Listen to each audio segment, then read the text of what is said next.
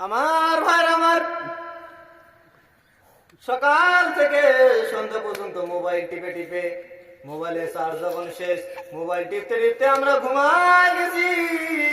সকাল উঠে দেখতেছি মোবাইলে চার্জ নেই, মোবাইল কি বন্ধ, মোবাইল কি বন্ধ।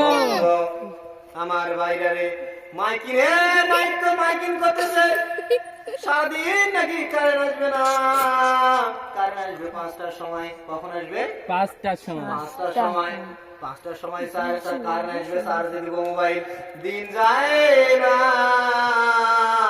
যায় না, অবশেষে বিকাল হলো, 5টা বাজলো।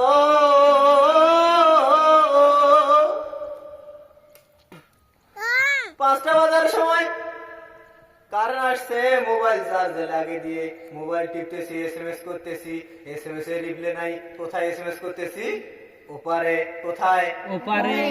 ওপারে যখন এসএমএস করতেছি, এসএমএস এর রিপ্লাই নাই। কি করেছে? রাগ করেছে। এই রাগ গোসা নিয়ে একদিন চলে যায়, 2 দিন চলে যায়, 2 দিনের মাথায় আমি আরেকটা পটে ফেলেছি। কি করেছি? পটে ফেলেছি। 4 দিনের মাথা যখন সে এসএমএস দেয় তখন আর এসএমএস এর কোনো টাইম আছে? কোনো টাইম নাই। আবার একটা নতুন আমি কি করেছি? পটে ফেলেছি। বলেন না সবাই সুবহানাল্লাহ। হয়েছে।